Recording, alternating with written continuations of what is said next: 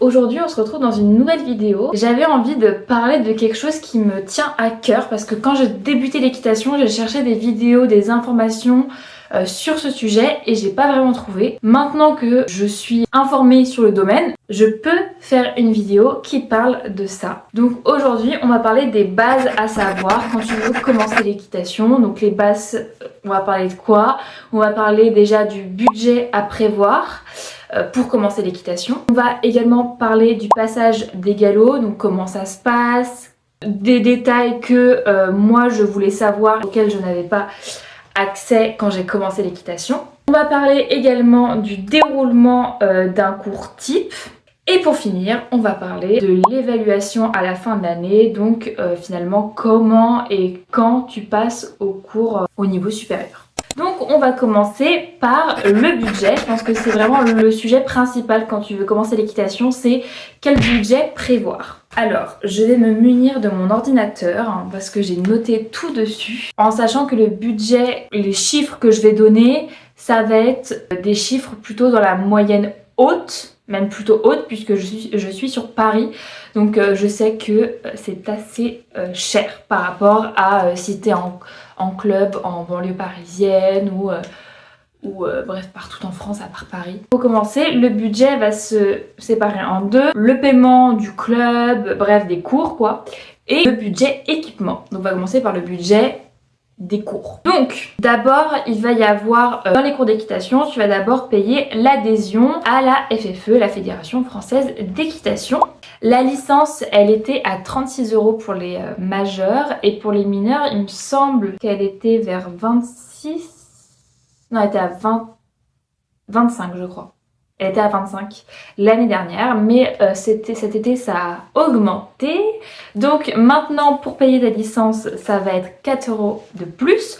Donc licence majeure 40 € et licence mineure 29 €. Après il faut également régler les droits d'entrée. Alors là, la licence c'est vraiment un tarif national. Donc maintenant pour les autres frais ça va varier en fonction des clubs, mais en règle générale c'est dans cette fourchette, en sachant que moi c'est la fourchette haute, donc c'est plutôt intéressant du coup parce que vous pouvez prévoir le max que vous devrez dépenser pour débuter l'équitation. Voilà, donc je vais pas redire ça à chaque prix, mais ça c'est les prix que j'ai payés. Les droits d'entrée. Donc le droit d'entrée pour les cavaliers majeurs c'est 295 € à peu près du coup, et pour les cavaliers mineurs c'est 260 €. Ensuite il y a les cotisations annuelles. Alors les cotisations annuelles dans mon club cavalier majeur c'est 295 € et pour les cavaliers mineurs c'est 260 €. Ensuite, on a le forfait annuel, donc là c'est concrètement les cours, le forfait que tu vas prendre. Donc si tu débutes l'équitation, tu vas faire sûrement une heure par semaine. Donc dans mon club, donc 1 heure par semaine, c'est environ 43 reprises et le tarif c'est 1515 €. Après tu as le forfait compétition, donc c'est pour les niveaux plus avancés. Forfait compétition, donc c'est 2 heures par semaine et c'est 2800 €. Voilà. Après, évidemment, dans ton club, il va y avoir des animations le dimanche, il y aura des petits stages. Si tu veux faire du supplément, tu peux.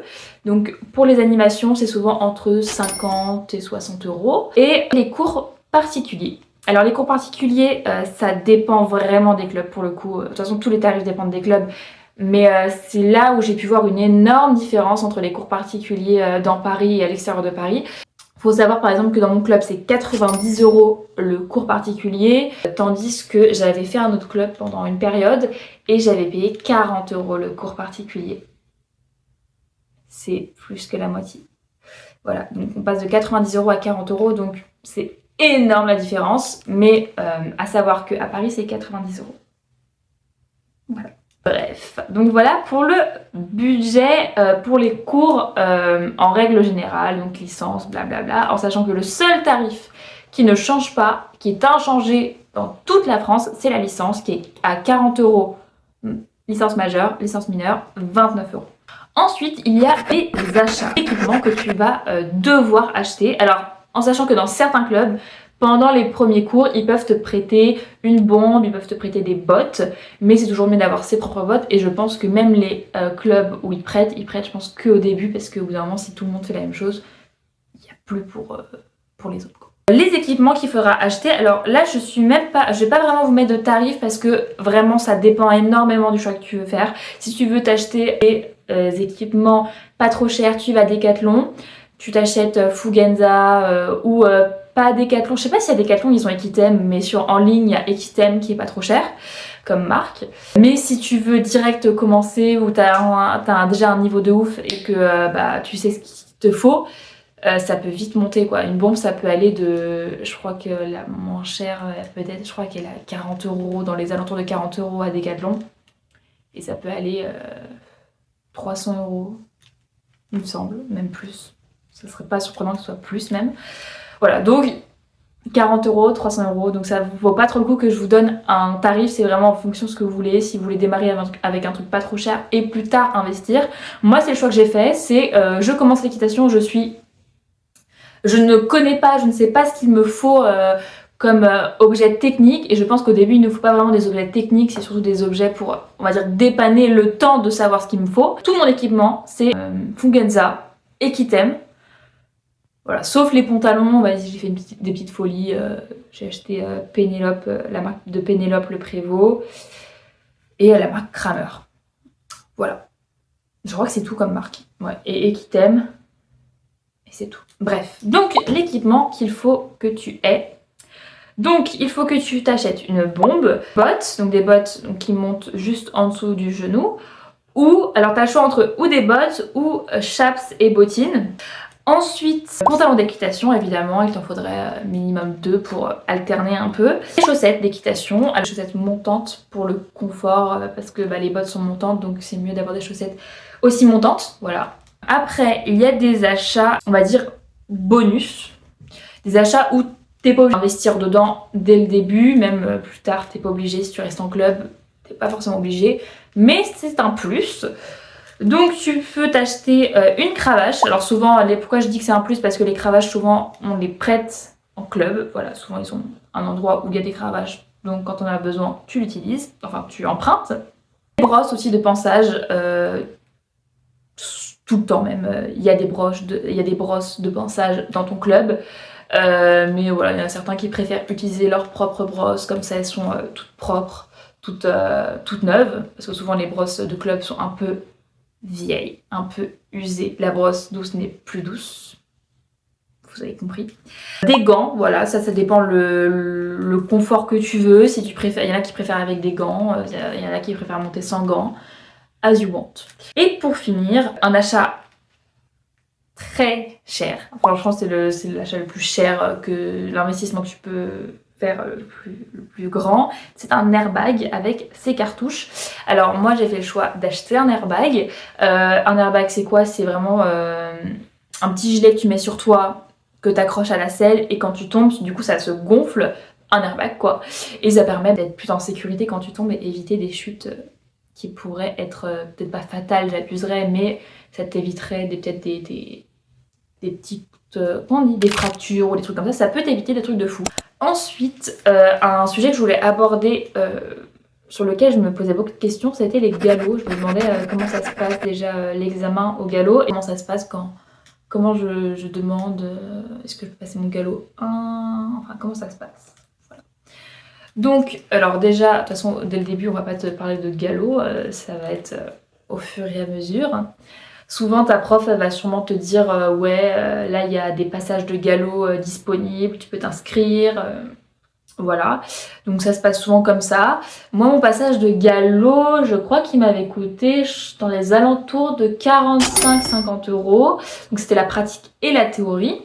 Sachant que du coup j'ai commencé en octobre l'équitation, enfin l'année dernière du coup, en octobre dernier, et j'ai passé mon galop 1, c'était cet été, je l'ai passé en juillet, Voilà. Alors, un élément à savoir, c'est que quand tu es cavalier mineur, tu passes ton galop 1, ton galop 2, tu dois passer ton galop 1, après ton galop 2, après ton galop 3, bref, tu dois faire dans l'ordre. En tant que majeur, pour progresser plus rapidement, tu peux passer le galop 2 directement, ou tu peux passer ton galop 1 et après passer ton galop 3. C'est ton choix, il faut juste que tu te présentes à l'examen et que tu valides ton galop. Voilà. Il faut savoir que les passages de galop ne sont pas obligatoires. Tu peux être dans un cours niveau galop 3 et ne pas avoir de galop. Voilà, c'est ton choix si tu veux passer ton galop ou pas. Ensuite, on va parler du déroulement d'un cours type. Alors, j'ai fait 3 centres équestres en tout dans ma vie. C'est pas énorme, mais c'est déjà une petite expérience. En un an, c'est déjà pas mal. Je sais à peu près comment se passe un cours type. Alors, tout d'abord, on va parler déjà du premier cours. Moi, mon premier cours, comment ça s'est passé? On n'est même pas monté sur le cheval. Je crois qu'on est monté sur le cheval le 3e cours. Le premier cours, on a été juste autour d'un cheval. Tout mon cours était autour d'un cheval et la monitrice montrait les parties du cheval, expliquer chaque brosse. Telle brosse, faut la mettre à tel endroit,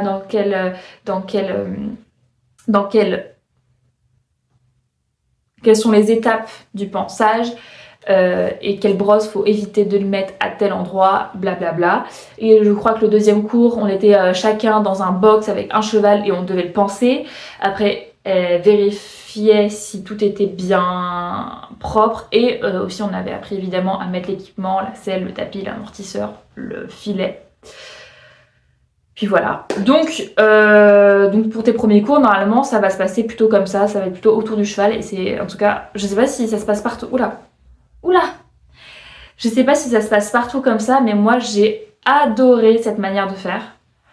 Je suppose que ça se passe toujours comme ça, mais je pense qu'il y a quelques centres équestres où tu montes directement sur le cheval, tu te débrouilles.